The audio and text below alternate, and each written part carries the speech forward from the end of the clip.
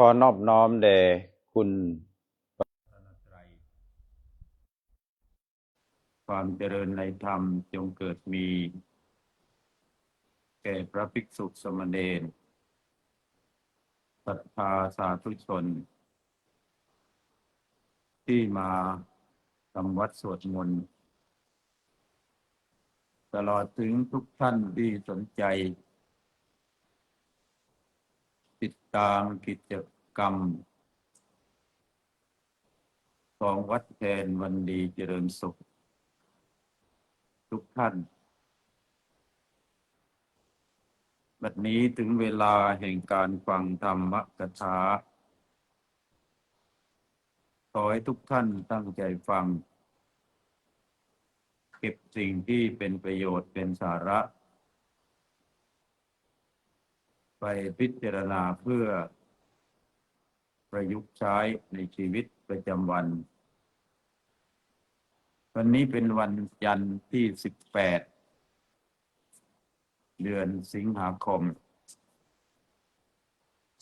2568ด้วยด้านนอกฝนยังตกเราจึงมาทำวัดสวดมนต์ในศาลาการประเรียนเสียงอาจจะก้องฟังไม่สบายหูเหมือนอยู่ที่ลานหินโค้งหรือริมรั้วไผ่เมื่อวานได้นำหลักคิดเกี่ยวกับวิถีชีวิตของชาวพุทธมาทบทวนสู่กันฟังชื่อว่าชาวพุทธเพราะว่าเราได้เชื่อฟังพระธรรมวินัยที่พระพุทธเจ้าท่านสอนไว้พระพุทธเจ้าท่านออกบวชค้นคว้าปฏิบัตินำความจริงที่ทรงตรัสรู้มาจำแนกทำให้เข้าใจง่ายทำให้คนเข้าใจอย่างแพร่หลายจนคนเห็นประโยชน์ของสิ่งที่พระองค์สอนจึงบวชเป็นพระภิกษุบวชเป็นพระภิกษุณีเป็นสามเณรเป็นสิกขมาศที่ไม่สามารถบวชใช้ชีวิตเหมือนอย่างที่พระพุทธเจ้าและพระอรหันต์ท่านทำคนเหล่านั้นก็ใช้ชีวิตอยู่ครองเรือนแต่นำเอาหลักธรรมที่พระองค์สอนไปประยุกต์ใช้ทำให้ธรรมะที่พระองค์สอนกระจายลงสู่สังคมรวมความแล้วชาวพุทธอยู่ที่วัดเป็นนักบวชชื่อว่าพระภิกษุพระภิกษุณีสามเณรสิกขมานาย่อสั้นก็เหลือพระภิกษุและภิกษุณีส่วนที่ใช้ชีวิตอยู่ครองเรือนผู้ชายก็ได้ชื่อว่าอุบาสกผู้หญิงได้ชื่อว่าอุบาสิกาซึ่งคำดังกล่าวเป็นชื่อที่พระพุทธเจ้าทรงพระราชทานแต่งตั้งมีความหมายอธิบายได้ชัดภิกษุแปลว่าผู้เห็นภัยในความเกิดแก่เจ็บตายจึงพยายามฝึกฝนให้หลุดพ้นจากความทุกข์จากการเกิดแก่เจ็บตายนั้นแม้ภิกษุณี ก็ความหมายเดียวกันด้วยชีวิตของพระภิกษุภิกษุณีตามหลักอริยมรรคมีองค์8ในข้อว่าสัมมากัมมันตะสัมมาอาชีวะต้องไม่ทำงานเพื่อเอาผลงานมาค้าขายเหมือนอย่างชาวบ้านถ้าเราเป็นพระภิกษุเราทำอะไรเป็นผลเป็ดแล้วออกไปค้าขายได้เงินตอบแทนมาเรียกกันว่ามิจฉาอาชีวะของพระแต่ถ้าเราเป็นอุบาสกอุบาสิกาการที่เราทำนาทำสวนทำการค้าแล้วมีผลผลิตได้ผลผลิตมาเอามากินมาใช้เหลือก็เอาไปขายเลี้ยงตัวเลี้ยงครอบครัวชื่อว่าสัมมาอาชีวะเพราะเป็นวิสัยของฆราวาสเมื่อชาวบ้านซึ่งเป็นอุบาสกอุบาสิกาเห็นว่าพระภิกษุพระภิกษุณีสามเณรภิกขมานาผู้ศึกษาเตรียมเป็นพระภิกษุณีเรียกว่าสิกขมานาหรือสิกขมาศผู้เตรียมจะเป็นพระเรียกว่าสามเณรท่านไม่ได้ทำงานเพื่อหาเงินมาเพื่อซื้อชีวรซื้ออาหารซื้อที่อยู่ซื้อยาชาวบ้านจึงมีประเพณีวัฒนธรรมที่พระพุทธเจ้าท่านวางหลักธรรมะเอาไว้แต่เราต้องศึกษาให้เข้าใจจึงจะปฏิบัติอย่างถูกต้องอย่างเช่นพระพุทธเจ้าท่านบอกว่าเราจะเป็นคนดีเราเป็นยังไงท่านก็บอกกุศลกรรมบทกุศลคือความดีกรรมบทแปลว่าทางที่ทำให้เกิดขึ้นกุศลกรรมบทคือทางแห่งความเป็นคนดีเกิดจากไม่ฆ่าไม่ลักของผู้อื่นไม่ประพฤติผิดในกามไม่พูดเท็จไม่พูดคำหยาบไม่พูดส่อเสียดไม่พูดเหลวไหลเพ้อเจ้อลึกลงไปกว่านั้นก็คือไม่โกรธหวังประทุษร้ายกันไม่โลภหวังโกงกันไม่หลงงมงายอย่างเช่นที่เราส่งเสริมกันมีผู้วิเศษประเภทต่างๆทั้งที่เป็นนักบวชและเป็นชาวบ้านชอบออกมาพยากรณ์อะไรต่อมิอะไรทำให้คนแตกตื่นดังนั้นถ้าเราถือหลักของพระพุทธศาสนาความเป็นคนดีไม่ได้วัดกันที่ตำแหน่งสูงตระกูลใหญ่มีเงินทองมากมายมีตำแหน่งชื่อเสียงแต่วัดกันที่ความคิดการพูดการกระทำเท่ากับพระพุทธเจ้าเปิดทางให้คนเป็นคนดี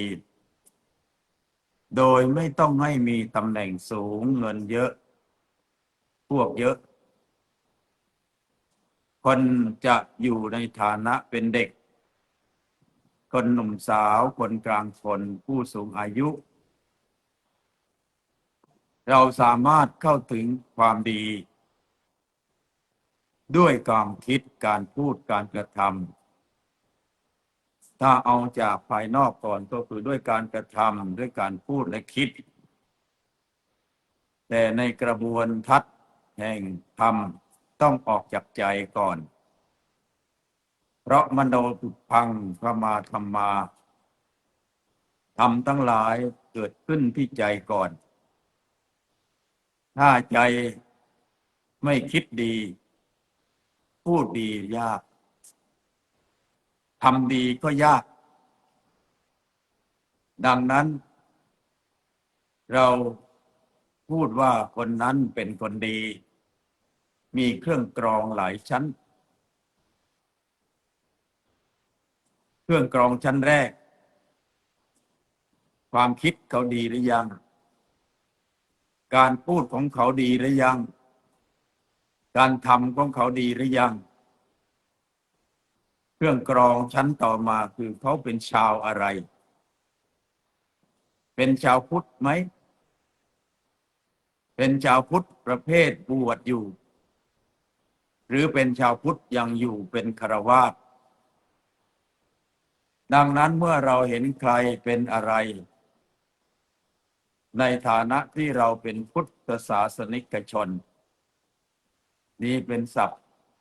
ที่แปลทับพุทธศาสนิกชนคือคนที่ยอมรับนับถือว่าพระพุทธเจ้าพระธรรมพระสงฆ์เป็นสรณะแปลออกมาให้พูดกันง่ายว่าชาวพุทธเหมือนที่เราเรียกคนที่ทำเกษตรอยู่ในท้องทุ่งนาเรียกว่าชาวนาคนทำเกษตรอยู่ในสวนเรียกว่าชาวสวนเป็นการเรียกรวมเมื่อพระพุทธศาสนากระจายตัวออกจากดินแดนพุทธภูมิในราวพ.ศ. 245 ถึง 300 ยุคที่พระเจ้าอยู่หัวพระนามว่าพระเจ้าอโศกมหาราชกษัตริย์ที่มาฟื้นฟูพระพุทธศาสนานอกจากท่านจะกระจัดคนห่มเหลืองที่เข้ามาซ่อนตัวอยู่ในพระพุทธศาสนาแต่ไม่ได้ถือศีลไม่ได้ฝึกทำสมาธิไม่ได้ทำพระกรรมฐานแต่รับประโยชน์จากชาวพุทธที่เขาเป็นฆราวาสออกบิณฑบาตไม่ต้องซื้ออยู่กุฏิที่เขาสร้างไม่ต้องเช่าแล้วยังมีสิทธิพิเศษอีกหลายอย่างยุคที่พระเจ้าอโศกหันมานับถือมีพระดีก็หนีไปอยู่ในป่ามีอุบาสกอุบาสิกาดีก็หลบไปอยู่ในชนบทพอพระเจ้าอโศกอยากจะหาพระดีคนดีบอกว่าพระดีหนีไปอยู่ในถ้ำในป่าหมดแล้วเพราะว่าไม่อยากจะอยู่ท่ามกลางพระที่ไม่เคารพในศีลในสมาธิในปัญญาที่เข้ามาหวังความสะดวกสบายอยู่ในชุมชนต่างๆพระเจ้าอโศกท่านถามว่าแล้วพระดีอยู่ที่ไหนคนดีที่เป็นอุบาสกอุบาสิกาในยุคโน้นรู้ว่าพระดีไปอยู่ที่โน้นบ้างแนะนำไปจนพระเจ้าอโศกมหาราชท่านก็สืบค้นไปเจอพระมหาโมคคัลลีบุตรติสสะมหาเถระตามพระคัมภีร์กล่าวว่าท่านเป็นพระอรหันต์เมื่อพระเจ้าอโศกได้พบปะและสนทนาธรรมแล้วท่านศึกษาธรรมพร้อมทั้งลงมือปฏิบัติจนต่อมาท่านเห็นว่าคำสอนของพระพุทธเจ้านั้นมีความสำคัญมาก ท่านเป็นชาวพุทธที่เป็นฆราวาสแต่ท่านช่วยให้พระพุทธศาสนาอันบริสุทธิ์กลับคืนสู่ชุมชนชาวพุทธได้อย่างสมบูรณ์เมื่อพระภิกษุณีที่ดีอุบาสกที่ดีอุบาสิกาที่ดีสามารถที่จะอยู่ได้อย่างมีเกียรติศักดิ์ศรีไม่ถูกคนชั่วมาทำความมัวหมองพระธรรมวินัยเข้ามาเจริญอยู่ในนิสัยชีวิตจิตใจของประชาชนเพราะว่าชาวพุทธที่ดีท่านส่งเสริมการฟังธรรมด้วยความเคารพฟังธรรมแล้วเอาไปคิดด้วยความเคารพคิดอย่างถี่ถ้วนแล้วลงมือปฏิบัติด้วยความเคารพปฏิบัติจนเกิดผลแล้วเอามาแบ่งปันแก่กันและกันด้วยความเคารพโดยเฉพาะยิ่งพระเจ้าอโศกมหาราชท่านมีกำลังปัญญาศรัทธาและอำนาจมากท่านเห็นว่าพระพุทธเจ้าสอนธรรมอยู่45 ปีคำสอนที่พระองค์สอนมีถึง 84,000 พระธรรมขันธ์ท่านเห็นว่าพระพุทธเจ้าเสด็จไปแสดงธรรมที่ใดโดยประทับอยู่ณที่ใดท่านได้สร้างวัดขึ้นพร้อมทั้งปักศิลาจารึกเสาอโศกเอาไว้ว่าที่นี่มีความสำคัญอย่างไรสร้างกระจายทั่วชมพูทวีปถึง 84,000 วัดเท่ากับพระธรรมขันธ์นับว่าพระองค์ได้ยังความเจริญให้เกิดขึ้นดังนั้นกลับไปที่คนดีอยู่ที่ตรงไหนอะโยมชาวพุทธต้องแม่นนะพูดว่าดีไหนทำอะไรบ้างเป็นพระยังขี้เกียจทำวัดสวดมนต์พระดีไหมล่ะเป็นชาวพุทธไม่เคยไหว้พระไม่เคยสวดมนต์ไม่เคยตักบาตรชาวพุทธดีไหมล่ะไม่ใช่ดีแต่พูดเฉยๆมันต้องดีจากความคิดแล้วก็ลงมือพูดแล้วก็ลงมือทำที่เขาเอามาเล่นเป็นสำนวนว่าทำใดก็ไร้ค่าถ้ายังไม่เคยลงมือทำอันนี้เป็นธรรมะที่กระจายตัวออกไปพระเจ้าอโศกมหาราชแม้พระองค์จะศรัทธาขนาดไหนช่วงที่พระองค์ประทับในพระราชบนเทียนใกล้พุทธคยาซึ่งเป็นสถานที่พระพุทธเจ้าตรัสรู้นั้นตามพระคัมภีร์เล่าว่าก่อนพระองค์จะออกว่าราชการพระองค์จะไปกราบพระพุทธเจ้าใต้ต้นโพธิ์ตรัสรู้เป็นเนืองนิดเป็นกิจที่พระองค์ทรงกระทำจนเกิดประวัติศาสตร์ว่ามเหสีบางพระองค์ซึ่งไม่ได้คอยพบปะในหลวงเพราะพระองค์มีราชภารกิจเยอะพระมเหสีบางพระองค์เห็นว่าพระองค์นั้นให้เวลากับต้นโพมากกว่าก็เลยไปพูดกับ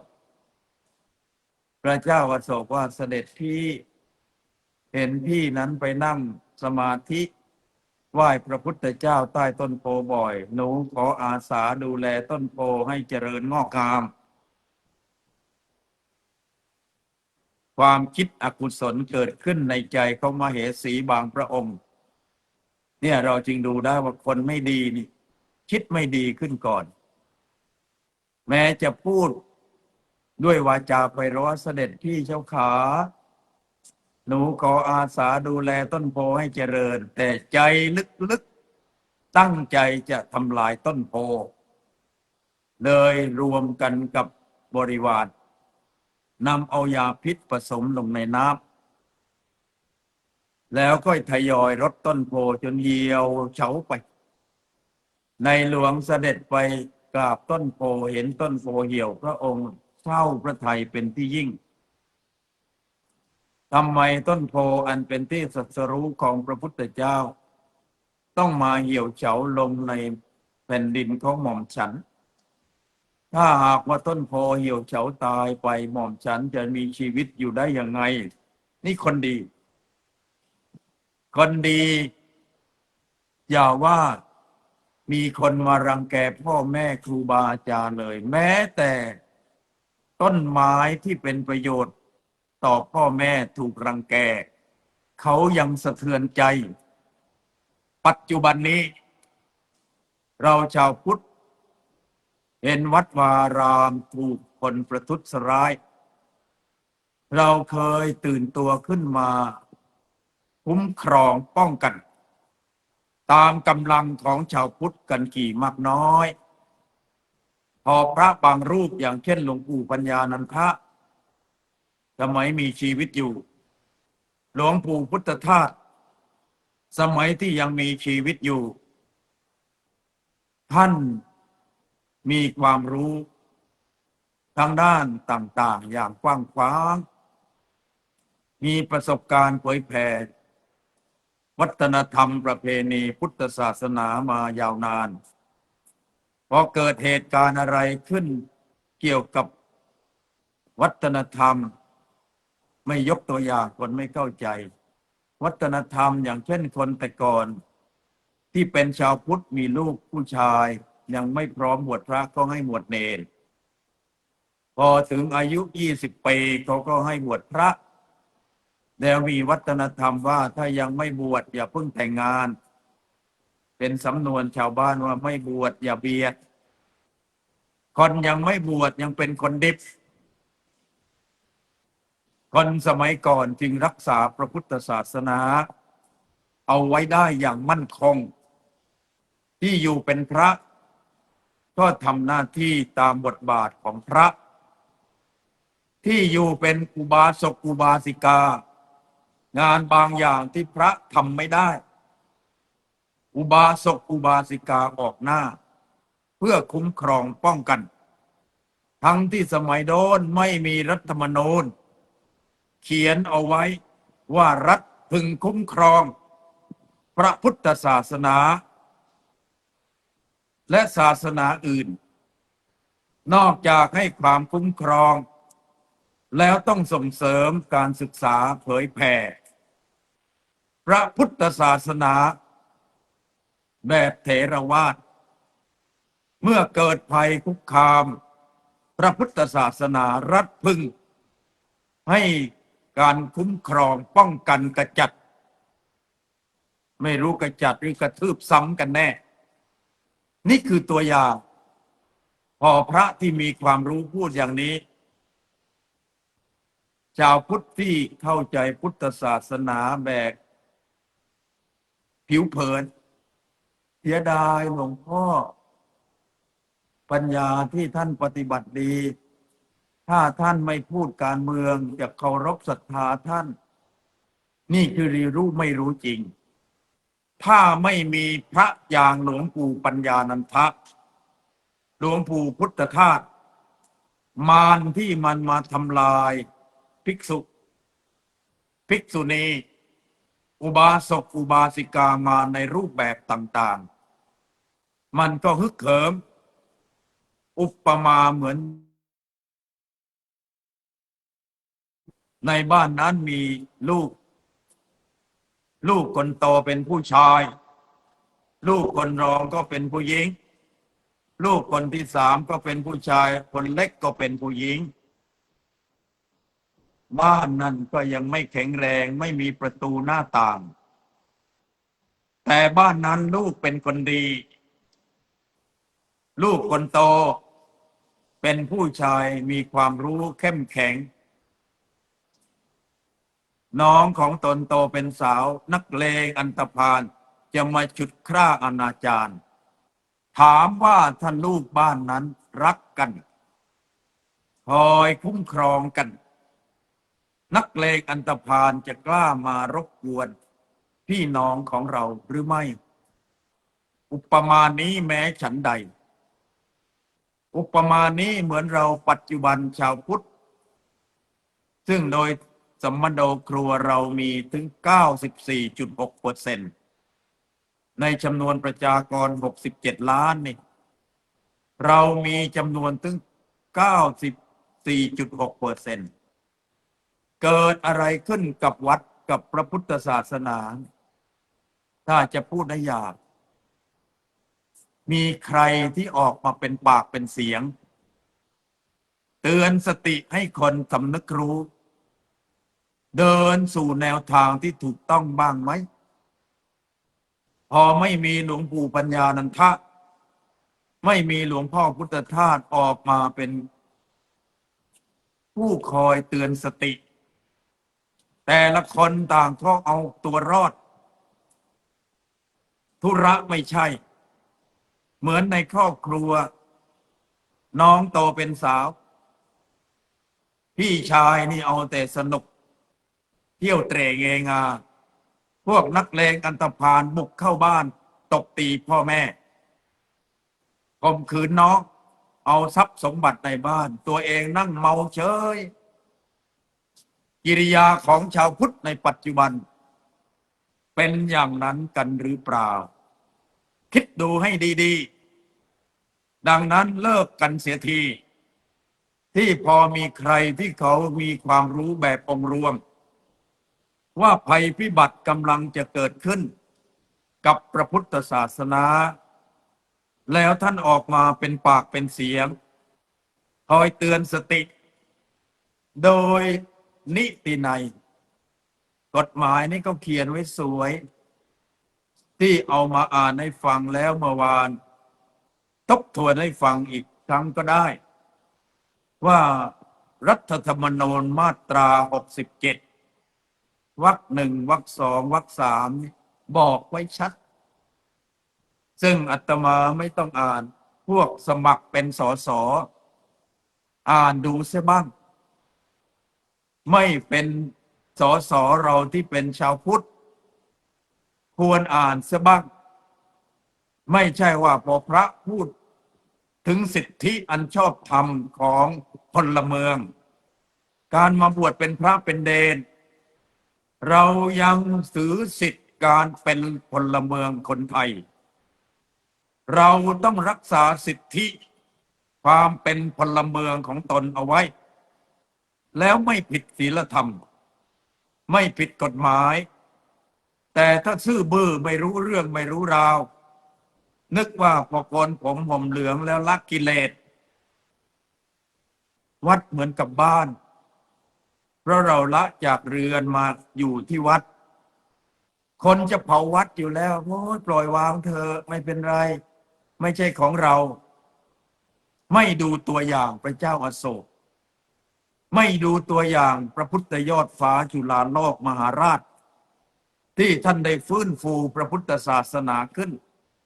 ซึ่งท่านลงรายละเอียดมากพวกปฏิบัติธรรมแบบหน่อมแนมฟังไม่ได้สับจับไปกระเดียดก็จะพูดว่าเสียดายหลวงพ่อมหาทวีสอนกรรมฐานดีอยู่แล้วทำไมต้องมาพูดเรื่องนี้ด้วยไฟจะไหม้บ้านอยู่แล้ว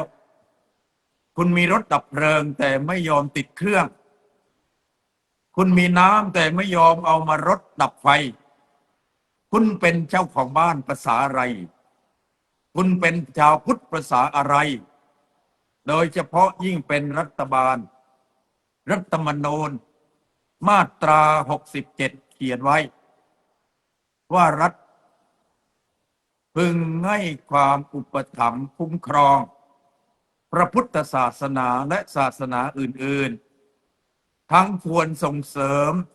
ให้การศึกษาเผยแผ่ในศาสนานั้นๆ โดยเฉพาะให้การศึกษาและเผยแผ่พระพุทธศาสนาแบบเถรวาทที่คนไทยส่วนใหญ่นับถือมาช้านานหากเกิดภัยพิบัติรัฐพึงเข้าไปคุ้มครองป้องกันแก้ไขไม่ให้ภัยนั้นมาทำลายคำว่าศาสนานั้นจริงแปลมาจากภาษาอังกฤษว่า religious แปลว่ากระบวนแห่งความเชื่อพอฝรั่งมาหันมาศึกษาพระพุทธศาสนาฝรั่งบางคนจึงไปเขียนตำราว่าพุทธศาสนาไม่ใช่ศาสนาเพราะว่าศาสนาในฝ่ายเทวนิยมเขามุ่งเอาความเชื่อเป็นใหญ่เมื่อคนส่วนใหญ่เชื่อสิ่งใดมีคนนับถือมีพิธีการนับถือมีสถานที่ไปทำพิธีมีโบราณสถานไว้ทำพิธีเรียกกันว่าครบองค์ประกอบของศาสนาเขาจึงชื่อกันว่าศาสนาแต่พอฝรั่งมันมาศึกษาพระพุทธศาสนาไม่ค่อยพบคำว่า belief คือให้คนเชื่อก่อนแล้วนับถือมีแต่ให้ค้นหาความจริงค้นหาวิธีปฏิบัติดังนั้นฝรั่งบางคนบางสำนักจึงบอกว่า Buddhism the way of life หมายความว่าพระพุทธศาสนานี่ไม่ใช่ศาสนาหรอกเป็นแนวทางปฏิบัติสำหรับชีวิตนั้นเราชาวพุทธมันก็ต้องรู้ด้วยว่าที่เขาติติงนั้นถูกหรือผิดวัดนั้นเขาให้สิทธิมาเยอะแต่ว่ามันไม่ตื่นมันไม่ศึกษามันก็เลยไม่รู้ว่าเราควรทำอะไรวัดพอเป็นวัดขึ้นมานี่งาน6 ด้านเกิดขึ้นทันที1งานการศึกษา2งานการเผยแผ่3งานด้านปกครอง4งานด้านสาธารณูปการ5งานด้านศึกษาสงเคราะห์6ด้านสาธารณสงเคราะห์วางไว้เท่ๆดูแล้วบางวัดในปีหนึ่งเทศให้คนฟังสักกันหนึ่งก็แทบจะไม่มีแสดงว่างานเผยแพร่นี่เราละเลยกันมากอาตมาเองอยู่ในวัดที่ครูบาอาจารย์ท่านเน้นด้านการศึกษาเพราะคนจะเอาความรู้ไปให้คนอื่นฟังเนี่ยมันต้องมีความรู้ก่อนไม่มีความรู้จะเอาความรู้ที่ไหนไปบอกเขามานั่งอ่านหนังสือหน้าเบื่อตายเลยยิ่งหลวงปู่ปัญญานันทะท่านเป็นต้นแบบของพระที่ไม่นั่งอ่านหนังสือให้คนฟังท่านให้เราศึกษาและปฏิบัติเมื่อเราศึกษาปฏิบัติได้แล้วเห็นผลเป็นอย่างไรให้ทบทวนอยู่เสมอตอนไปอยู่กับท่านมีอยู่บางช่วงนี้ท่านให้ไปเทศที่สำนักงานใหญ่การปิโตรเลียมแห่งประเทศไทยที่ถนนวิภาวดีรังสิตท่านบอกล่วงหน้า5 นาทีวันนั้นไม่รู้ว่าจะป่วยเป็นโรคอะไรดีมันผะอืดผะอมเลยไปบ่นให้ท่านฟังหลวงพ่อให้ผมไปเทศที่ใหญ่ขนาดนี้น่าจะบอกล่วงหน้าสักสัปดาห์จะได้เตรียมข้อมูล ท่านยิ้มแล้วพูดออกมาคำเดียวว่าคุณบวชกี่พรรษาแล้วเราเข้าใจทันทีตั้งแต่นั้นมาก็ติดนิสัยค้นคว้าศึกษาหาความรู้อยู่เสมอทำความรู้สึกว่าถ้าหลวงพ่อให้ไปเทศน์ที่การบินไทยเราจะพูดกับคนกลุ่มนี้ว่ายังไงถ้าหลวงพ่อปัญญาให้ไปพูดที่กองทัพบกเราจะพูดเรื่องอะไรคนฟังเป็นพันเราจะวางตัวยังไงมันเลยตื่นตัวเพราะหลวงพ่อปัญญามีอุดมคติว่าตื่นตัวว่องไวก้าวหน้าทำงานแข่งกับเวลาพัฒนาตนอยู่เสมอพร้อมที่จะทำหน้าที่ท่านอุปมาเหมือนกับทหารที่อยู่ในสมรภูมิไม่ใช่ไปนั่งเล่นหมากรุกกันอยู่ไม่ใช่ไปนั่งเล่นลายกันอยู่แต่งตัวไม่เต็มยศปืนอยู่ส่วนหนึ่งลูกกระสุนอยู่ส่วนหนึ่งถ้าศึกบุกมายังไม่ใส่รองเท้ายังฟ้าลูกกระสุนไม่เจอข้าศึกจ่อคอหอยิงตายหมดฉันใดพระเราในปัจจุบันนี้มันเลินเล่อมันประมาทว่าแต่พระก็ไม่ได้เพราะพุทธศาสนาไม่ใช่ของพระเท่านั้นเป็นของภิกษุภิกษุณีอุบาสกอุบาสิกามีหุ้นส่วนพอๆกันเราจึงต้องตื่นตัวว่องไวก้าวหน้าทำงานแข่งกับเวลาพัฒนาตนอยู่เสมออย่าอยู่เช้าชามเย็นชามอย่าหน่อมแนมพอพูดอะไรนอกตำราที่ตัวเคยอ่านโอ้ยหลวงพ่อไม่น่าพูดเรื่องนั้นเลยภัยกำลังคุกคามเราจะนั่งดูดายอยู่ได้ยังไงมันต้องช่วยกันคุ้มครองป้องกันแก้ไขแล้วไม่ผิดสิทธิความเป็นคนไทยคุณเป็นคนไทยภาษาอะไรคุณอาศัยแผ่นดินที่บรรพบุรุษของเรารักษามาด้วยเลือดเนื้อเกิดภัยพิบัติขึ้นคุณไม่เคยคิดทำอะไรเลยมามองในแง่ของพระพุทธศาสนา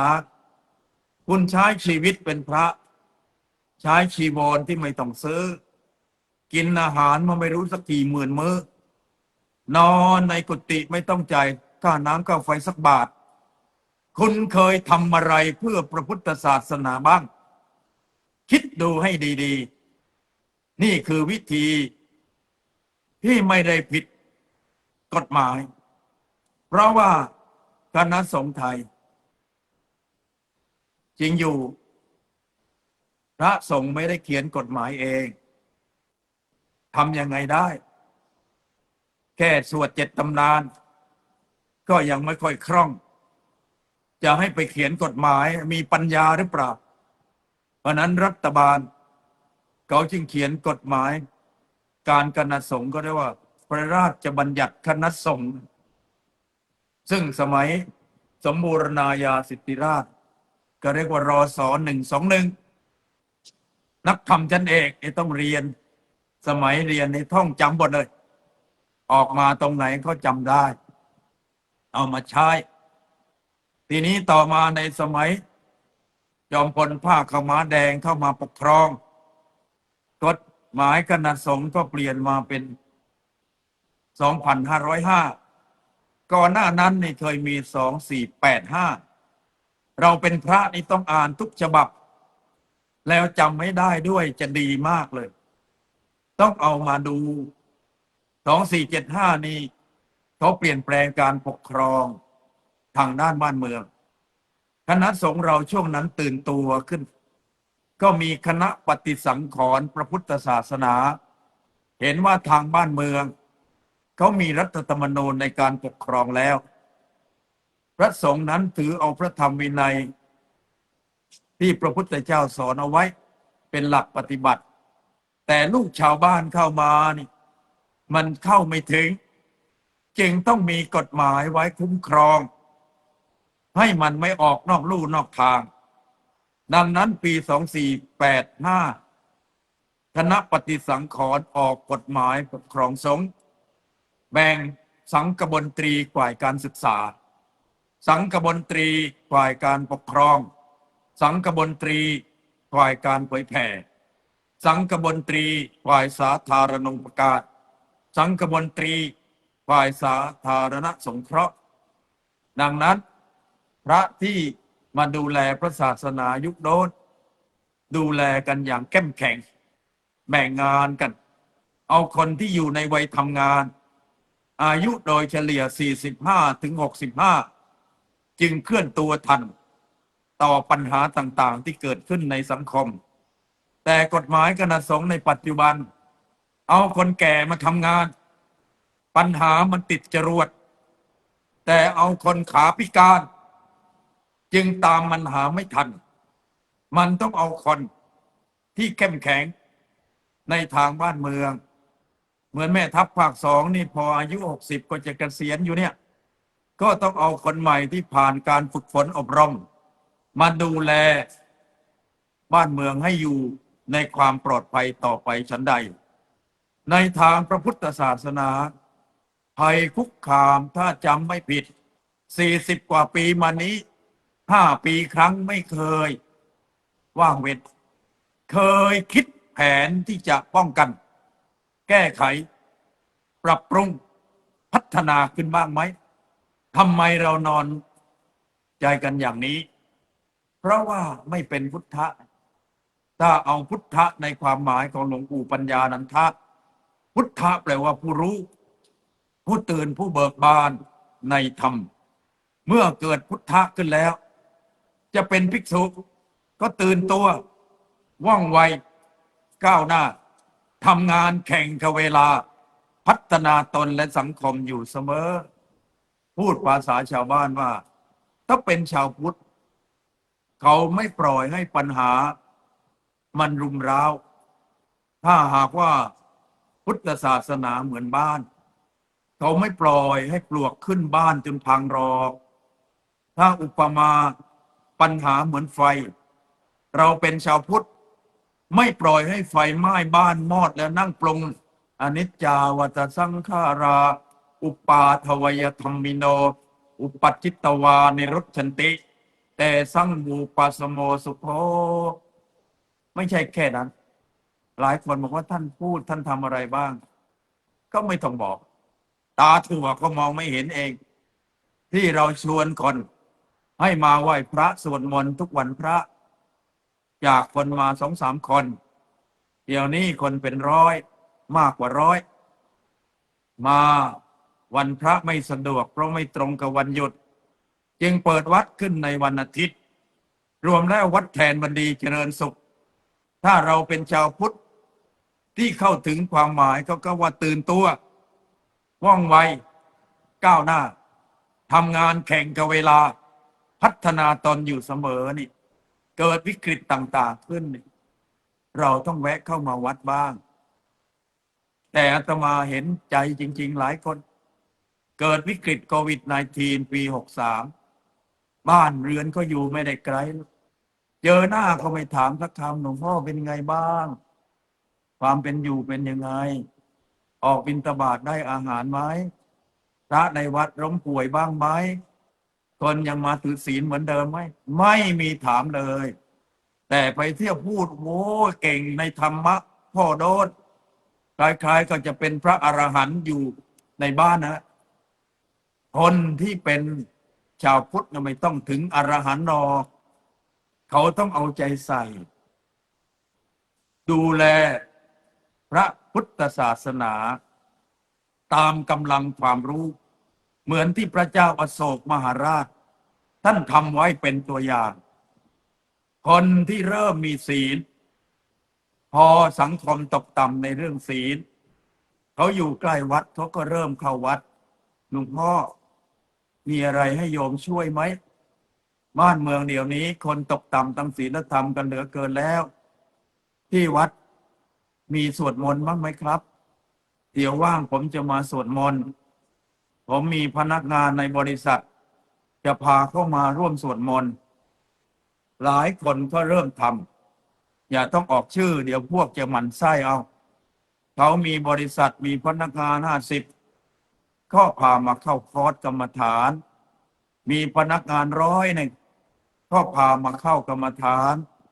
ไม่สะดวกให้มาเข้าที่วัดหลวงพ่อขอความเมตตานะครับไปช่วยแสดงธรรมให้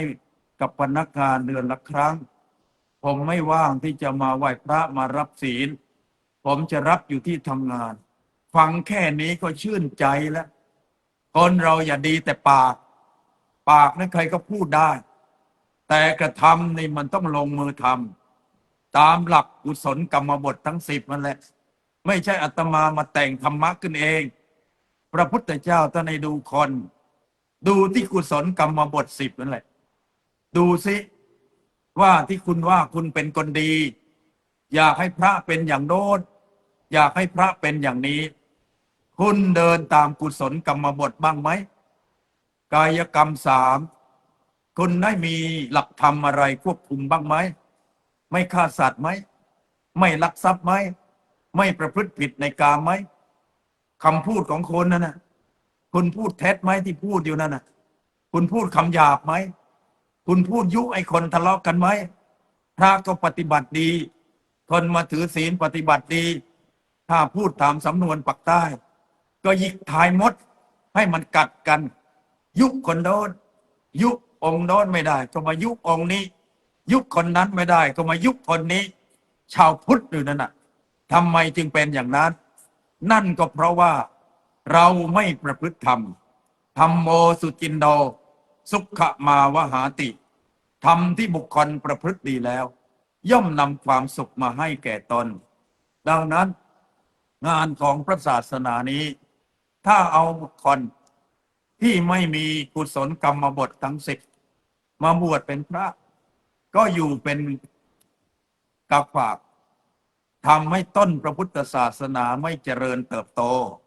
เพราะว่าไม่ได้ทำกิจของตนแม้เราไม่ได้บวชเป็นพระภิกษุสมณเณร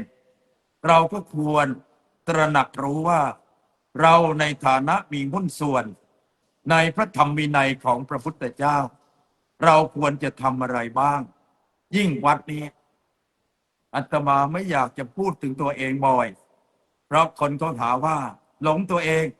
แต่ต้องการมองภาพรวมให้เห็นว่าวัดบางวัดนั้นเขาไม่ต้องลำบากมาถมที่มาปลูกต้นไม้มาสร้างอาคารเมื่อเขารับนโยบายจากภาครัฐ6ด้านมาเขาลงมือทำงานเต็มที่เหมือนวัดโบลีโลกยารามใกล้ๆกับวัดอรุณนะหลวงพ่อเจ้าวาดท่านมาจากวัดมหาธาตุท่าประจันท่านเรียนจบปริญญาธรรม9ประโยคปริญญาเอกมาตอนแรกท่านก็มาเป็นอาจารย์ใหญ่แล้วแต่เมื่อท่านอาจารย์ของท่านคือหลวงพ่อวรวิทย์ถึงแก่มรณภาพไปท่านก็ขึ้นมาเป็นเจ้าวาดคนก็หวาดหวั่นว่าสำนักเรียนวัดโบลีโลกยารามจะสานต่อหรือไม่หนอแต่กลับตรงกันข้ามวัดโบลีโลกยารามก้าวหน้าแต่ก่อนมีพระอยู่300กว่าแต่เมื่อท่านเจ้าคุณรูปปัจจุบันขึ้นมาท่านก็เดินตามนโยบาย6ด้านวัดบางวัดเน้นการปกครองเพราะว่าพระในวัดเป็นเจ้าคณะภาคเจ้าคณะจังหวัดเจ้าคณะอำเภออยู่ฝ่ายปกครองอย่างเดียวแต่ไม่มีพระที่เป็นนักเรียนไม่มีพระที่เป็นนักปฏิบัติกำลังของท่านมีแค่นั้นท่านไปปกครองนอกวัดแต่พระในวัดโดนตรวจฉี่สีม่วงอยู่ปกครองที่อื่นแต่ในวัดไม่เตือนกันขออภัยที่ต้องพูดความจริงไว้บ้างขอให้ช่วยกันที่วัดนี้ไม่มีตำแหน่งอะไรแต่เรารับตำแหน่งมาจากพระพุทธเจ้าว่าเราเป็นภิกษุใครมาบวชเป็นเณรก็เป็นสมณเณรใครมาไหว้พระรับศีล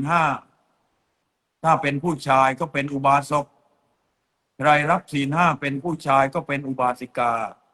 ไม่ต้องรอคำสั่งหน่วยเหนือว่าต้องปฏิบัติตามรัฐธรรมนูญฉบับนี้ การปกครองฉบับนี้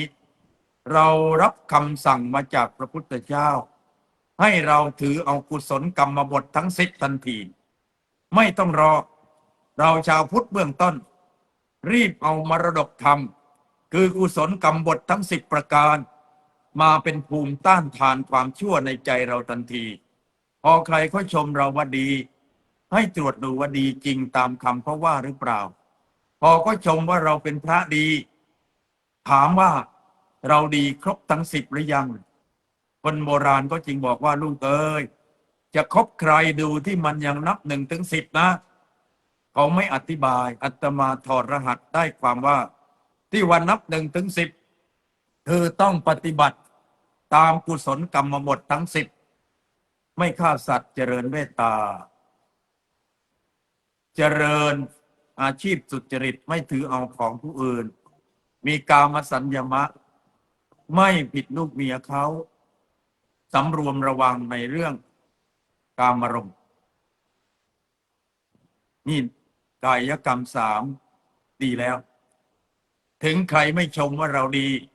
ถ้าเรามีเมตตาไม่ฆ่าสัตว์เรามีสัมมาอาชีวะไม่ลักทรัพย์เรามีกามสัญญมะไม่ประพฤติผิดในกามใครไม่ต้องชมไม่ต้องมอบตำแหน่งให้เรานั่นแหละเราได้รับพรจากพระพุทธเจ้ากายเราดีมาตรวจดูวาจาสิวาจานี้เราจริงไหมพูดคำอ่อนหวานไหมพูดคำสมานสามัคคีไหมพูดคำที่มีประโยชน์ไหมหลายคนก็ยังสับสนเรื่องคำดูหลวงพ่อที่ท่านปฏิบัติดีขอยกตัวอย่างอีกนั่นแหละหลวงพ่อทูลท่านเอาวัฒนธรรมท้องถิ่นท่านเข้าถึงภูมิปัญญาชาวบ้านจึงเข้าถึงท่านได้ง่ายท่านพูดออกจากใจมึงกูหลวงพ่อจ้อยที่อยู่ทางสุราษฎร์ธานีท่านก็พูดมึงกูแล้วเราจะไปตำหนิว่าคำพูดว่ามึงกูนี่เป็นคำหยาบไม่ได้ไม่เช่นนั้นคนสมัยสุโขทัยก็พูดหยาบกันหมดสิเพราะว่าพ่อขุนรามท่านพูดด้วยสำนวนนี้แต่ว่าโลกมันเปลี่ยนไปเราก็ต้องรู้ตามความเหมาะสมกำหนดบทบาทของตนเองให้ถูกต้องเราชาวพุทธนอกจากเราจะมีกายกรรมสามที่มีศีลธรรมแล้ววจีกรรมสี่เราก็ต้องปรับปรุงพัฒนามีไมตรีจิตมิตรภาพดังที่อาตมายกตัวอย่างว่าเกิดวิกฤตโควิดบ้านเมืองนี่ซบเซากันไปวัดบางวัดนี่พระไม่มีอาหารฉันแต่วัดเรานี่เป็นบุญที่เราจัดกิจกรรมในวันพระวันอาทิตย์ชวนให้คนมาปฏิบัติธรรมศุกร์เสาร์อาทิตย์แรกของเดือนศุกร์เสาร์อาทิตย์กลางเดือนจึงเกิดชาวพุทธขึ้นพอความเดือดร้อนเกิดขึ้นคนเหล่านั้นเขาไม่เคยห่างเขาคอยสืบถามอยู่เสมอหลวงพ่อพอไหวไหมอาหารพอไหมข้าวสารพอไหมยูกยาพอไหมค่าน้ำค่าไฟพอไหมเขาคอยถามอยู่เสมอคนเหล่านั้นบางคนไม่เคยอ้างว่าตนเป็นผู้ปฏิบัติธรรมแต่อาตมาถือว่าคนที่มีน้ำใจอย่างนี้แหละคือผู้ปฏิบัติธรรมของจริงการปฏิบัติธรรมไม่ใช่โชว์ออฟไปเที่ยวติดตราว่าใส่ชุดขาวติดป้ายปิดวาจาฉันปฏิบัติธรรมพ่อแม่ล้มป่วยก็ไม่เคยพาไปหาหมอครูบาอาจารย์ไม่มีอาหารฉันก็ไม่เคยเอาอะไรมาถวายปฏิบัติธรรมประสาอะไรการปฏิบัติธรรมมันต้องลดละจากความเห็นแก่ตัวเสียสละเพื่อประโยชน์สุขแก่ส่วนรวมอันนี้กลับ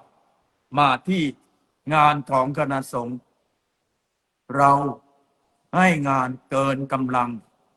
เพราะปัจจุบันพระที่อยู่ดูแลวัดวาอาราม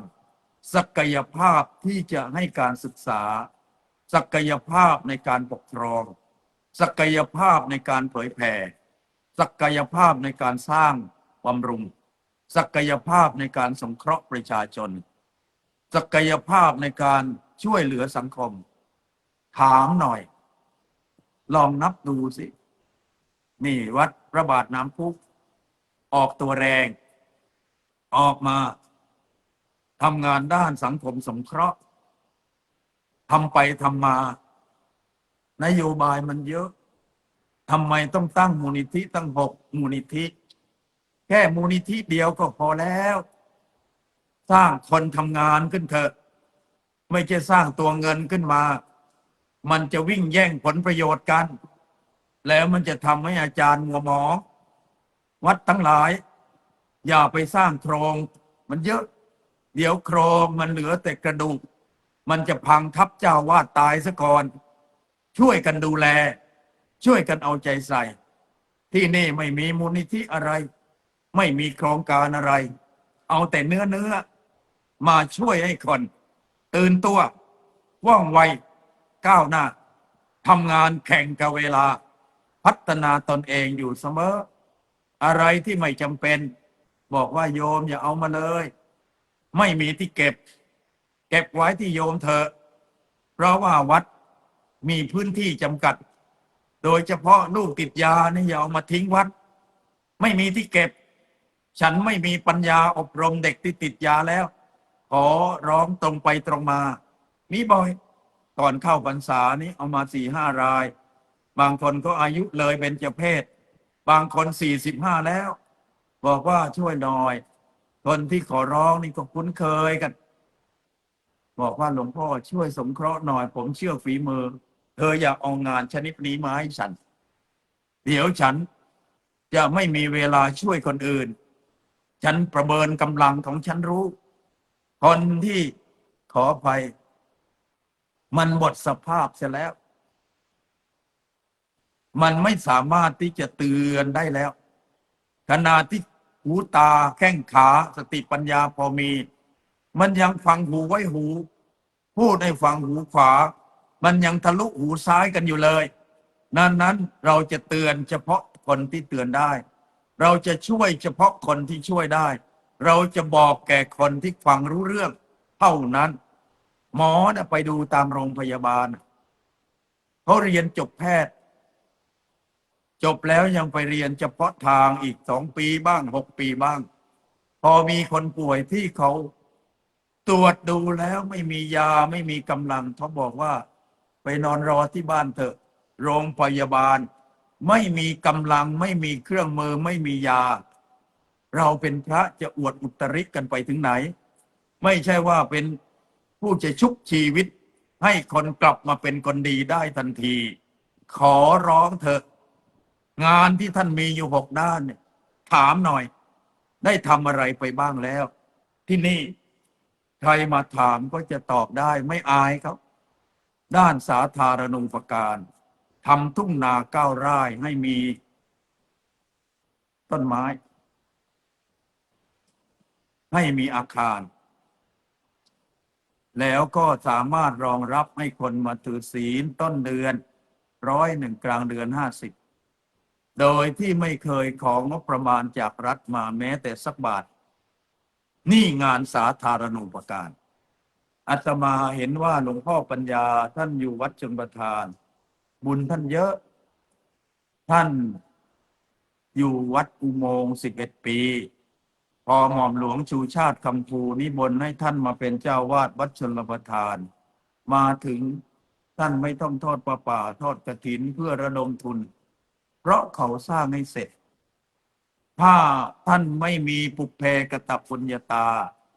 จะไปทำงานอย่างนั้นไม่ได้หรอกอาตมาจึงเชื่อว่าบุญที่เราสะสมไว้เนี่ยแม้ไม่เทียบเท่าวัดชลประทานอาตมาที่นี่มาถูกจังหวะเวลาปี48เศรษฐกิจแม้ไม่รุ่งเรืองเท่าไหร่ก็พอทำงานได้ถ้ามาช่วงปี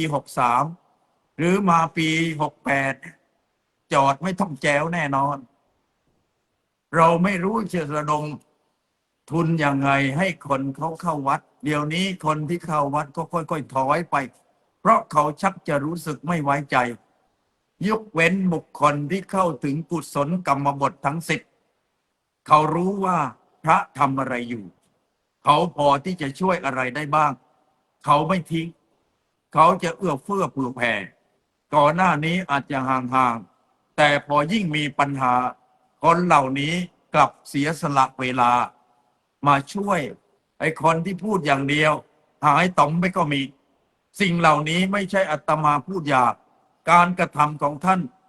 แรงน้ำใจหยาบกว่าแต่ว่าพอคนอื่นพูดที่ท่านอาจจะไม่พอใจก็ต้องพูดบ้างพูดให้เข้าใจสัจธรรมของชีวิตเป็นอย่างนี้ดังนั้นงานของคณะสงฆ์นี่เรียกกันว่าถ้าหากว่าเป็นรถบรรทุกสินค้าที่รอคิวขึ้นเพื่อเอาส่งนี่มันเยอะกองอยู่เต็มไปหมดรถคันมันเล็กเกินไปค่อยทยอยส่งถ้าเปรียบเทียบกับโรงพยาบาลคนป่วยนอนรอคิวตรวจอยู่เต็มไปหมดเรามีหมอมีเตียง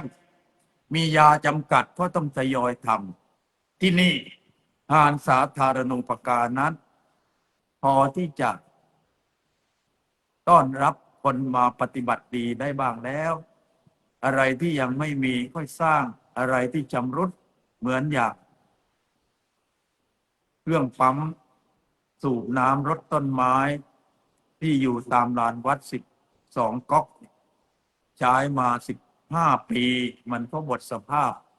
ก็เลยให้คุณเกษมตุลยพรไปดูซิเอาเครื่องใหม่ที่สภาพดีโยมก็ไปดูแล้วก็ซื้อมา 11,000 บาทเอามาติดตั้ง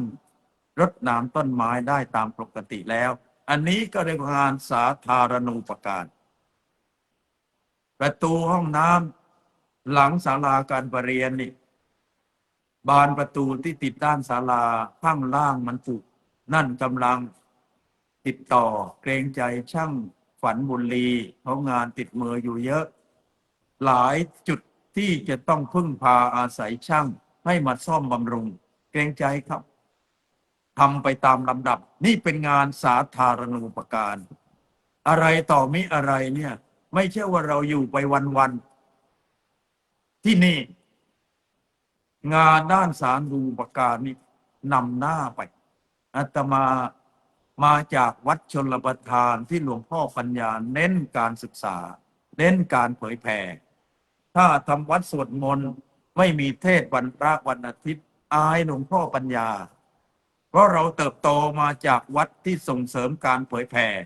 ส่งเสริมการศึกษาแล้วเรามาเน้นการสร้างวัตถุเพียงอย่างเดียวนี่ไม่เดินตามรอยเท้าพ่ออายท่านดังนั้นจึงชวนคนมาไหว้พระสวดมนต์ทุกวันพระวันอาทิตย์นี่มันเป็นงานเผยแผ่ใครบอกว่าทำไมเป็นนโยบายคณะสงฆ์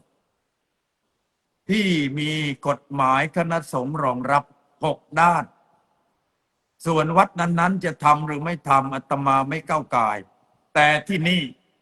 ต้องทำแล้วพระรูปใดไม่ส่งเสริมก็จะต้องเตือนเพราะท่านได้ประโยชน์จากวัดนี้ท่านไม่สร้างอย่าไปทำลายท่านต้องช่วยกันฟื้นฟูเพราะว่าสังคมตกต่ำในด้านต่างๆมากแล้วภาครัฐได้ให้โอกาสแก่เรามาให้การศึกษาเราไม่ได้เป็นปลัดกระทรวงศึกษาธิการเราไม่ได้เป็นอธิบดีกรมการศึกษาแต่เราเป็นพระพุทธเจ้าสั่งเอาไว้แก่พระอรหันต์เราเป็นสมมุติสงฆ์ก็สามารถเอาคำสั่งของพระพุทธเจ้ามาได้พระพุทธเจ้าสั่งแก่พระอรหันต์60 รูปว่าไงภิกษุทั้งหลายพวกเธอนั้นพ้นแล้วจากเครื่องผูกทั้งที่เป็นของมนุษย์และของทิพย์คนทั้งหลายยังตกอยู่ในกองทุกข์ขอเธอทั้งหลายจงจาริกไปแสดงธรรมในงดงามในเบื้องต้นคนไม่เคยให้ทานฝึกให้เขาให้ทานคนไม่เคยถือศีลฝึกให้เขาถือศีลคนไม่เคยฟังธรรมฝึกให้เขาฟังธรรมนี่ที่ทำอยู่เนี่ยไม่ใช่ทำเพราะสังฆราชสั่งพระพุทธเจ้าสั่งแล้วถ้าพระแต่ละวัดยังฟังคำเตือนของพระพุทธเจ้า ท่านจะไม่อยู่เฉยๆเอาเปรียบชาวบ้านแต่ท่านจะช่วยให้ประชาชนที่เข้ามาในวัดนั้นๆได้ประโยชน์การคณะสงฆ์นั้นมองเห็นว่าพระพุทธศาสนาควรที่จะให้สังคมก็ภูมิใจจึงมอบงาน6 ด้านบางวัดนี่เน้นการปกครองพระในวัดจึงเป็นเจ้าคณะจังหวัดบ้างเจ้าคณะอำเภอบ้างเจ้าคณะตำบลบ้างที่นี่ไม่มีสักตำแหน่งหนึ่งแต่เราใช้การปกครองตนเองอย่าให้ถูกความชั่วร้ายรบกวนแล้วคนที่มาวัดจะเป็นอุบาสกหรืออุบาสิกาเราก็ต้องช่วยตักเตือนดูแลตามหลักกุศลกรรมบททั้ง10 ประการหลายคนบอกว่าท่านเอาอะไรมาเตือนพระพุทธเจ้าสั่งเอาไว้ว่าให้ช่วยเตือนเพราะถ้าหากว่าเราไปฆ่าสัตว์อานิสงส์ของการฆ่าสัตว์ตกนรกอานิสงส์ของการลักทรัพย์ก็ตกนรกคนเอาข้าวมาให้กินเอาจีวรมาให้ห่มเราให้ธรรมะไม่ต้องซื้อมันเหนื่อยอะไรนักหนาเขาอุตส่าห์ช่วยเราให้มีจีวรห่มให้เรามีอาหารกินให้มีค่าน้ำค่าไฟเขากำลังจะตกนรกทำไมไม่เตือนเขาบ้างนี่อาตมาถือกตินี้นะที่เตือนอยู่นั้นแล้วได้ตัวอย่างจากหลวงปู่ปัญญานันทะอยู่กับท่านมานานเห็นลีลาการสอนหลวงพ่อปัญญาบอกว่าเราไม่กลัวคนโกรธแต่เรากลัวคนทำบาปคนเข้ามาในวัดมานั่งสูบบุหรี่เราไม่ต้องถามมันว่ามันเป็นหมอเป็นนายพลมีอยู่บางครั้งนายพลตำรวจโทยังไม่เกษียณอายุลูกหลานบวชมาเยี่ยมลูกนั่งสูบบุหรี่ปุ๋ยอยู่ข้างหลังหลวงพ่อปัญญาเดินเข้าไปเมื่อเดินแล้วท่านก็ยื่นมือไปชี้ที่บุหรี่นี่อะไรนายตำรวจยศพลตำรวจโทคนนั้นตามันฝักเพราะอาตมาเดินตามหลวงพ่อไปด้วยคงจะดูถูกว่าพระแก่นี้ทำไมไม่รู้จักบุหรี่ท่านถามซ้ำว่านี่อะไรเขาก็ตอบว่าบุหรี่ไม่เต็มใจตอบร่างกายต้องกันฟันบุหรี่ไหมท่านถามท่านสอนตามหลักอริยสัจสี่แต่เป็นภาษาหลวงพ่อปัญญาท่านถามซ้ำอีกร่างกายต้องการฟันบุหรี่ไหมตอนเกิดมาใหม่ๆนอนในเบาะกูแวะออกมาร้องบอกแม่ว่าขอบุหรี่หน่อยมีไหมท่านสอนละเอียดเนี่ยคือการแสดงธรรมไปตามลำดับไม่ตัดลัดให้การฟังหลังจากพูดไปนายพลตำรวจโทคนนั้นมือเริ่มสั่นน้ำตาเริ่มร่วงก้มลงกราบแทบเท้าแล้วประกาศว่าหลวงพ่อครับผมเจอท่านช้าไปผมขอประกาศเลิกบุหรี่ตั้งแต่วันนี้นั่นคือหลวงพ่อปัญญาแล้วเราได้ตัวอย่างจากครูบาอาจารย์อย่างนี้จะมัวเกรงใจคนชั่วอยู่ทำไมคนชั่วเหล่านั้นปลายทางก็รู้อยู่ว่าเขาต้องตกนรกแล้วเราพอรู้แนวทางธรรมะทำไมไม่กล้าหาญทางจริยธรรมเรารู้ว่าคนพกระเบิดจะมาขว้างใส่โบสถ์พระแก้วเรากลัวว่าโจรจะโกรธเราปล่อยให้มันเพี้ยงระเบิดใส่โบสถ์แล้วมานั่งร้องทีหลังไม่น่าเลยเราต้องกล้าหาญที่จะปลดสลักเพื่อไม่ให้คนเหล่านั้นทำบาปมันผิดที่ตรงไหนนี่คือลักษณะการทำงานแต่ว่าเรามีคนมีความเข้าใจธรรมะน้อยลงคณะสงฆ์เมื่อรับงาน6 ด้านมาไม่ให้การศึกษาแก่พระภิกษุสามเณรภายในวัดแม่จะเรียนนักธรรมบาลีกันอยู่ก็เรียนตัวหนังสือเรียนเสร็จแล้วก็ไม่เคยเอาธรรมะในตัวหนังสือนั้นมาเตือนใจตัวเองเมื่อคนที่บวชพระจากไหนก็ตามไปขออยู่ที่วัดชุมประทาน หลวงพ่อปัญญาจึงต้องสอบดูใหม่ว่าเข้าใจธรรมะถูกต้องหรือยัง เมื่อเข้าใจธรรมะผิดอยู่ท่านก็เลยมาปรับปรุงให้เกิดสัมมาทิฏฐินั่นแหละคือการให้การศึกษา การให้การศึกษานี่มันมีทั้งในระบบเหมือนพระเนนพอบวชเข้ามาให้ศึกษานักธรรมศึกษาบาลีเรียกว่าศึกษาในระบบ การให้การศึกษาด้วยการแสดงธรรมให้ฟังในวันพระวันอาทิตย์นี่การศึกษานอกระบบ ไม่ได้มีอยู่ในหลักสูตรการศึกษาของชาติ แต่วัดนั้นๆเจ้าวาดมีอำนาจในการให้การศึกษาแก่พระภิกษุสมณเณรที่อยู่ในวัด เพราะเมื่อพระเณรที่อยู่ในวัดนั้นๆไม่มีการศึกษาในเรื่องใดและไปสร้างปัญหาใครเสียเจ้าวาดเสียภาพพจน์วัดเสียขนาดว่าหลวงพ่อลงกฎทำความดีมา30 กว่าปี เพราะไม่ให้การศึกษาอย่างถูกต้องไปทำอะไรเกินกำลังคณะสงฆ์เขาให้งานมา6 ด้านด้านการศึกษาด้านการปกครองด้านการเผยแผ่ด้านสาธารณูปการด้านการศึกษาสงเคราะห์ด้านสาธารณสงเคราะห์ท่านไปเน้นที่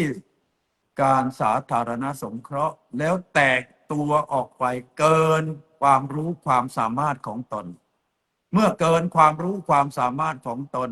อุปมาเหมือนนักมวยน้ำหนักตัวแค่60 กิโลแต่ไปแบกน้ำหนักชกกับผู้ท้าชิงน้ำหนัก75 กิโลต่อให้คุณได้แชมป์มาคุณก็โดนน็อกนี่คือหลักความจริงพระพุทธเจ้าจึงสอนให้เรารู้จักประมาณตนอย่าทำอะไรเกินกำลัง6 ด้านเนี่ยคนที่จะมาช่วยงานด้านต่างๆเจ้าว่าต้องให้การศึกษาเขาอาตมาจึงพูดเสมอเหมือนสโตยาสโตชีวรสโตอาหารแห้งคนไม่เคยมาถือศีลอย่างน้อย3 ครั้งไม่อนุญาตให้เข้าไปจัดบางรูปก็บอกว่าหลวงพ่อหวงของเรายังไม่ให้ศีลให้น้ำใจที่เสียสละคนบางคนกิเลสมันหนาพอไปเห็นของมีค่ามันก็จิกใส่ทำเป็นใส่ถุงดำถึงว่าหลวงพ่อไม่เห็นยังไงฉันไม่ได้ปลูกถั่วนะวัดนี้ปลูกต้นยูงต้นยางต้นสักถั่วไม่ค่อยปลูกนะที่นี่ตาจึงไม่ค่อยมีถั่วเท่าไหร่ฉันดูอยู่ว่าใครเป็นอะไรเข้าใจอยู่รวมทั้งพระบางรูปด้วยเป็นยังไงเข้าใจจึงเอามาเตือนมาบอกไม่ได้ทำอะไรนอกจากหน้าที่เพราะธรรมะคือหน้าที่เจ้าวาดต้องให้การศึกษาเขาก่อนเขาจะทำบัญชีก็พิมพ์คอมไม่เป็นให้เขาพิมพ์ยังไงให้เขาจัดต้นไม้มันอย่างโยมออสเนี่ยยังไม่ปลอดภัยอยู่หรอกหลวงพ่อจึงยังต้องคุมต้องเตือนบ่อยๆไม้ใบบางครั้งต้องเหี่ยวต้องเหลือใบเหี่ยวไว้บ้างมันสวยงามอย่าไปตัดมันหมดให้มันเหลือไว้บ้างมันจะได้มองเห็นว่านี่แหละกฎอนิจจังเรามีต้นไม้ไว้ในวัดไว้สอนพระไตรลักษณ์ด้วยแต่ว่าบางครั้งเหมือนอย่างใต้ต้นปาล์มนั่นนะมีเฟิร์นมางอกสวยมากมันระยะลงถึงผืนดินหลวงพ่อว่างๆก็ไปนั่งแสดงธรรมตรงนั้นมันมีเฟิร์นอยู่ข้างหลังเป็นแบ็กกราวด์นี่สวยมากโยมออสไม่เข้าใจไปตัดหมดเลยเหมือนตัดผมทหารเกณฑ์นั่นแหละเลยไปนั่งไม่สวยงามแล้วนี่คือเขาเรียกว่ามองไม่ตลอดถ้าเรามองให้ตลอดคนมาช่วยจัดสวนเราต้องให้การศึกษาเขาคนมาจัดสโตเราต้องให้การศึกษาเขาคนทำกับข้าวเราก็ต้องให้การศึกษาเขาเป็นหน้าที่ของเจ้าวาดเอาคนติดบุหรี่ติดยามาทำกับข้าวเดี๋ยวมันแอบเอากัญชาใส่หม้อเลยพระเมากันทั้งวัดอุตส่าห์เปิดเป็นสำนักปฏิบัติปล่อยปละละเลยกันอย่างนี้นี่คือการให้การศึกษาอย่างถูกต้องให้โอกาสบางคนไม่รู้จักปรับปรุง ถ้าหลวงพ่อเข้มงวดตามการปกครองของคณะสงฆ์6 ด้านบางคนนี่ถ้าตรวจกันจริงๆมันจะผ่านเกณฑ์หรือเปล่าเขาให้โอกาสแต่ไม่ใช้โอกาสให้เป็นประโยชน์ก็ให้เวลาไม่ใช้เวลาให้เป็นประโยชน์ก็ให้ความเมตตาหาว่าเขาโง่เขาไม่ได้โง่หรอกเขารู้อยู่ทั้งนั้นว่าอะไรเป็นอะไรเราต้องรู้จักพัฒนาตัวเราเองเมื่อเรารู้จักพัฒนาตัวเองเราก็พัฒนาตัวเองขึ้นมาตามลำดับถ้าพูดตามความหมายของฝรั่ง Put right man in the right job ปัญหาจึงไม่เกิดให้งานแก่คนที่มีความสามารถให้คนจัดสวนใส่ปุ๋ยต้นไม้ไปนั่งพิมพ์คอม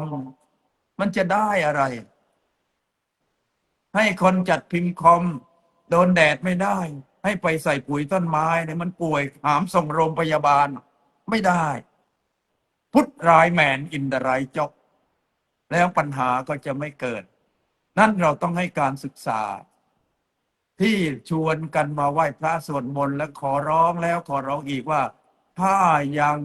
ทำวัดไม่เสร็จนั่งอยู่ก่อนเพราะแต่ละรูปอย่าสำคัญว่าเรียนจบอะไรมาแล้วมันจะทำงานได้ ท่านต้องศึกษาดูว่าท่านมีประสบการณ์ในด้านนั้นๆอยู่บ้างหรือยังให้สอนนักธรรมไปพูดแล้วเด็กเดี๋ยวนี้มันฉลาดไปบอกชื่อบิดาของพระพุทธเจ้าผิดเขียนใส่กระดานก็ผิดเด็กมันหัวเราะไม่ฟังจะไปโกรธมันทำไมเพราะคุณจะเป็นครูแต่คุณยังไม่รู้จักชื่อพ่อพระพุทธเจ้าไม่รู้จักแม่พระพุทธเจ้าไม่รู้จักน้าพระพุทธเจ้าคุณจะสอนอะไรอ้าวพอสอนวิชาพุทธประวัติไม่รู้เรื่องให้สอนสมาธิพอมาดูเดนจะชกกันกำลังนั่งสมาธิภาษาอะไรเนี่ยบอกว่าไอ้มันชกกันจนหมดแรงแล้วเดี๋ยวมันก็มานั่งสมาธิกับมันเองมันมาจากไหนเนี่ยสำนักไหนก็สอนกันอย่างนี้เนี่ยทำอะไรไม่ได้สักอย่างให้กวาดกระยาก็กวาดไม่เป็นให้ใส่ปุ๋ยต้นไม้ก็ใส่ไม่เป็นให้จัดสโตก็จัดไม่เป็นยกของให้คนไปกินหมดอย่างนี้ทำอะไรได้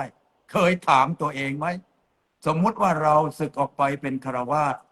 แล้วไปสมัครงานในบริษัทก็ถามว่าคุณทำอะไรเป็นบ้างขับรถเป็นไหมไม่เป็นพิมพ์คอมเป็นไหมพิมพ์เป็นแล้วคุณใช้โปรแกรมอะไรบ้างอีราสคุณได้ไหมโฟโต้จ็อบคุณได้ไหม AI คุณได้ไหมไม่ได้สักอย่างนึกหรือว่าเขาจะรับทำงานนี่คือความจริงธรรมะนั้นคือหน้าที่เราเรียนเพื่อเอามาทำหน้าที่ถ้าเราทำหน้าที่ถูกต้องกิเลสเขาไม่รบกวนเราแต่เพราะเราทำหน้าที่ไม่ถูกต้องกิเลสมันจึงรบกวนพอเตือนอะไรหน่อยรู้แล้วทำไมปล่อยให้กิเลสเล่นงานอยู่ได้ต้องรู้จักพัฒนาตัวเองนี่งานการศึกษาโดยตรงเป็นหน้าที่ของเจ้าวาดต้องอบรมสั่งสอนพระภิกษุสมณเณรอุบาสกอุบาสิกาในวัดให้มีความรู้เมื่อให้เขาไปถูโบสถ์มันจึงทำพื้นโบสถ์ไม่พังไงพอไปรดน้ำต้นไม้มันจะทำต้นไม้ไม่ให้ตายไงนี่คือให้การศึกษามันให้มันจัดสโตของคือเต็มห้องจัด2 วันของหายหมดจัดภาษาอะไรมันต้องให้ความรู้แก่มันนอกจากให้ความรู้แก่มันแล้ว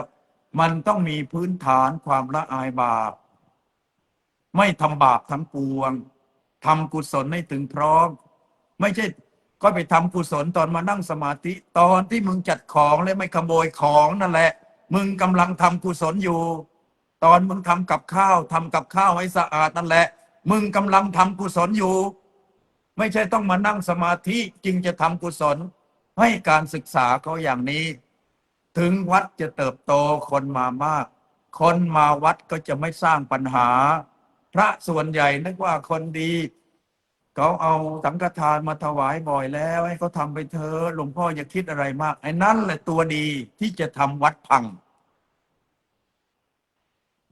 รู้บ้างไหมไม่อยากลงรายละเอียดเพราะว่าชาวพุทธเราบอบช้ำเต็มทีแล้วด้านการเผยแผ่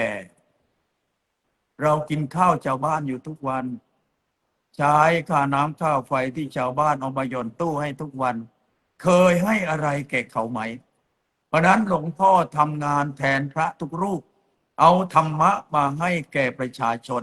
พระพุทธเจ้าตรัสว่าสัพพทานังธรรมทานังทินาติบางรูปพึดคัดพึดเอาเทศอะไรนักหนาเขากำลังทำหน้าที่ตามที่คณะสงฆ์มอบหมายว่าวัดต้องให้การเผยแผ่คำว่าเผยแผ่กับเผยแพร่ไม่เหมือนกันนะเผยแผ่หมายความว่าเมื่อเราพูดถึงเรื่องศีลต้องให้คนฟังเข้าใจศีลอย่างถูกต้องเหมือนช่างทองเขาต้องการจะเอาสร้อยก็เอาทองแท่งมาตีแผ่จนเป็นสร้อยได้นั่นแหละคือเผยแผ่ส่วนเผยแพร่สมมติว่าเรามีทองอยู่10 เส้นเส้นละ20,000เราเผยแผ่ออกไปว่าร้านนี้ทองดีเผยแผ่ใครอยากซื้อมาซื้อจนคนมาซื้อหมดทุกเส้นนั่นแหละเผยแพร่คือทำให้มันกว้างออกไปที่นี่ทำคู่กันไปทั้งเผยแผ่แต่ไม่ใช่นอนแผ่บางรูปที่ไม่ยอมมานั่งฟังธรรมมันจะเอาแต่นอนแผ่แล้ววัดจะอยู่ได้ยังไงถ้าพระภิกษุสมณเณรในวัดเอาแต่นอนแผ่เช้าเอนเพนนอนบ่ายพักผ่อนเย็นจำวัดค่ำดูโทรทัศน์ไม่คิดที่จะเผยแผ่เราจะมีเกียรติศักดิ์ศรีที่ตรงไหนด้านการปกครองที่คอยเตือนบางรูปนี่ไม่เข้าใจอะไรเลยบอกว่าแม้เราจะบวชนานแล้วไปไหนให้บอกลาเพราะเหตุการณ์ในสังคมเดี๋ยวนี้มันบอกอยู่พระมีความรู้เยอะแยะมีตำแหน่งใหญ่โตเพราะไปไหนไม่บอกลาเกิดปัญหาขึ้นแล้วไม่มีใครเป็นพยานแล้วต่อมาก็โดนร่วงกันเป็นใบไม้ร่วงท่านไม่เห็นเลยนั้นขอความเมตตาเธอท่านจะมีความรู้ระดับไหนอยู่ด้วยกันให้เคารพศีลธรรม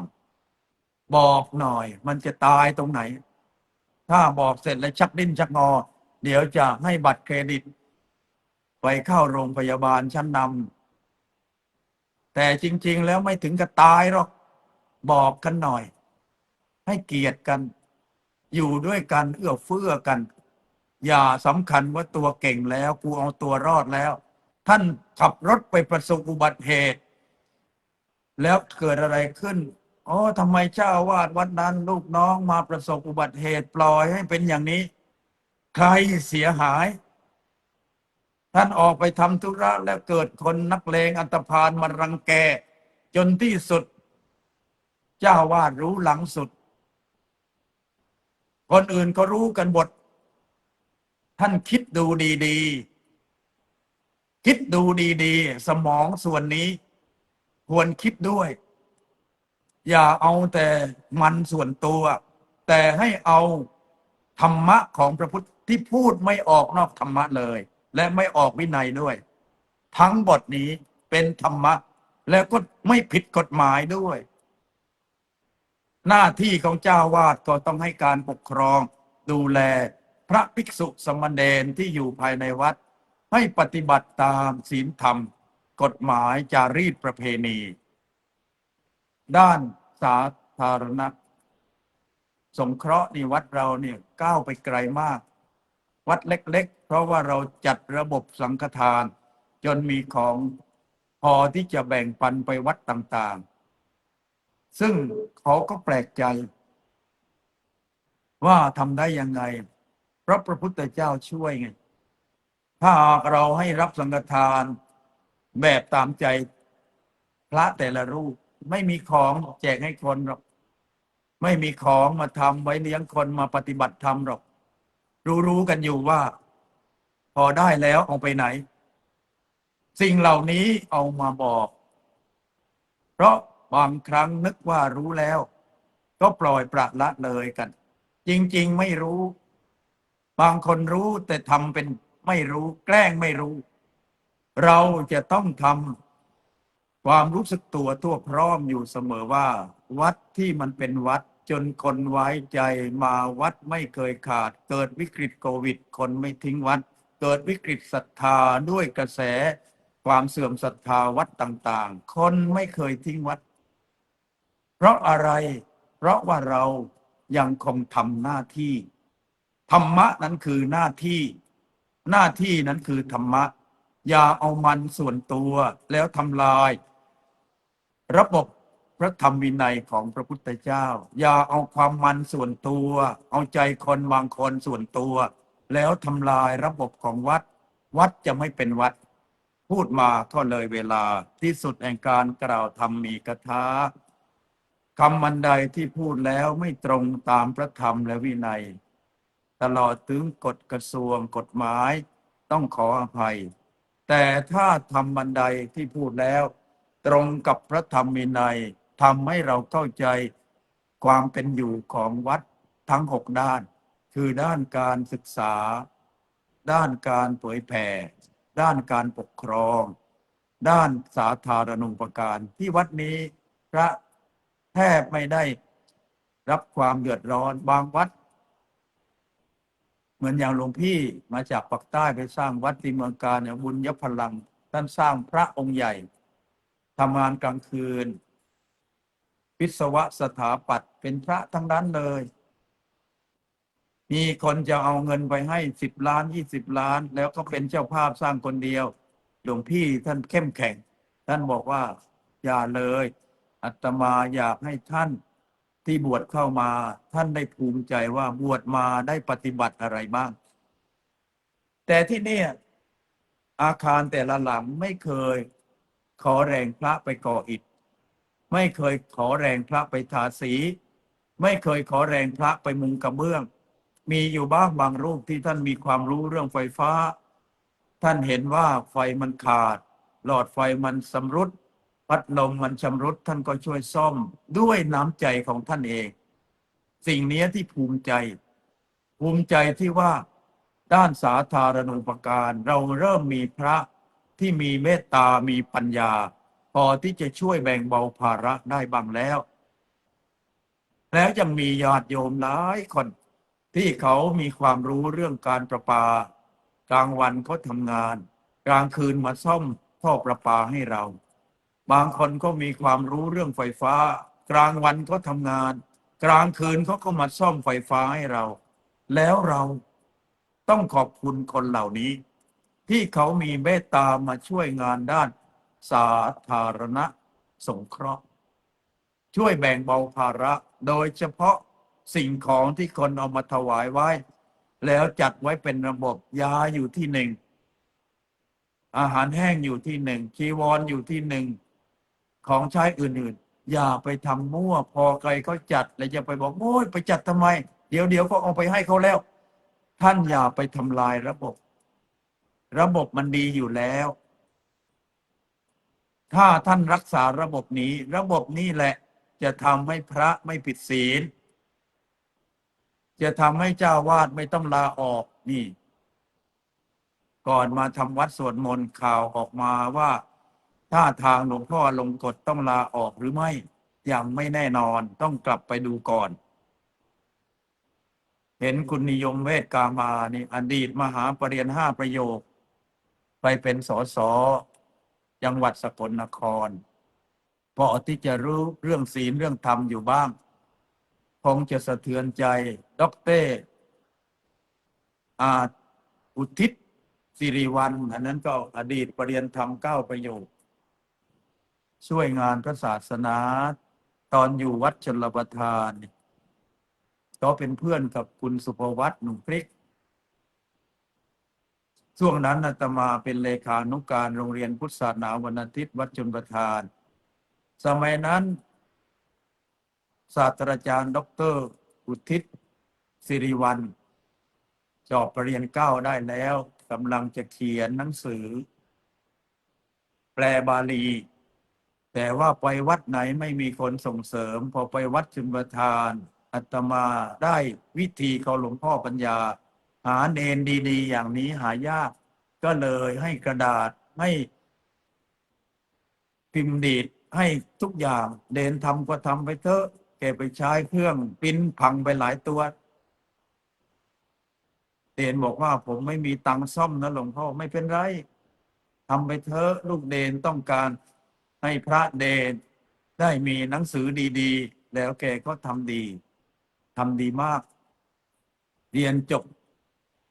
ปริญญาธรรม9 ประโยคปริญญาเอกที่เมืองไทยแล้วก็ไปต่อปริญญาเอกที่ประเทศสหรัฐอเมริกาเป็นอาจารย์สอนอยู่ในอเมริกาเห็นพระพุทธศาสนากำลังได้รับความทุกข์ความเดือดร้อน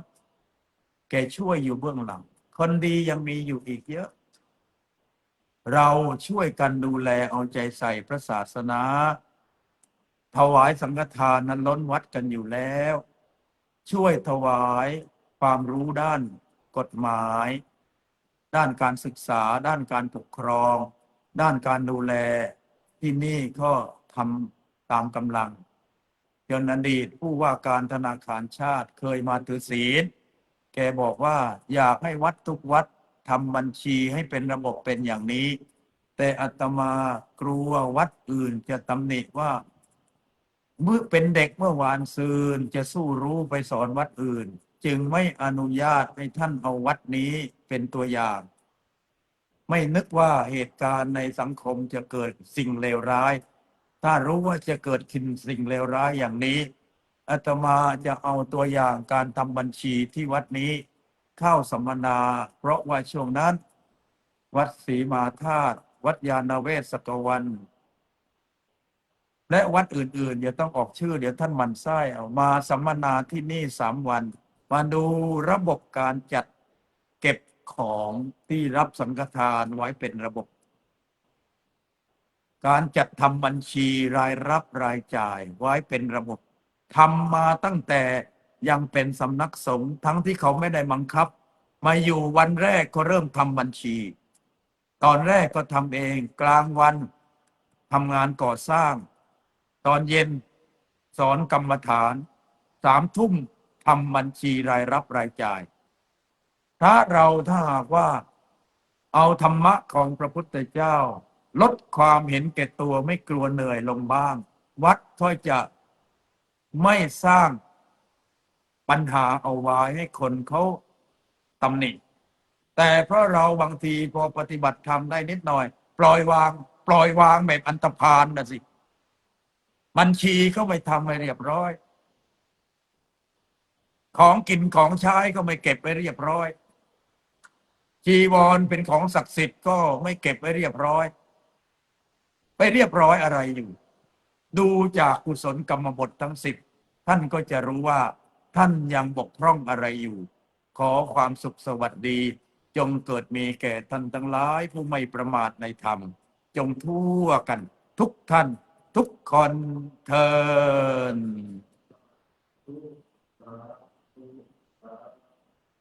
สัพเพสัตตา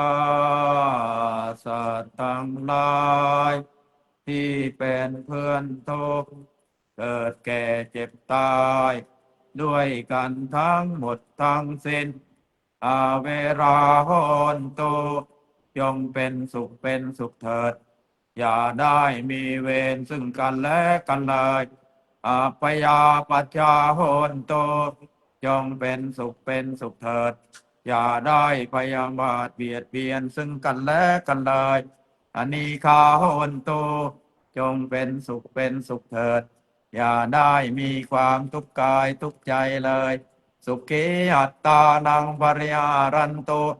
จงมีความสุขกายสุขใจรักษาตนให้พ้นจากทุกข์ภัยด้วยกันทั้งสิ้นเถิด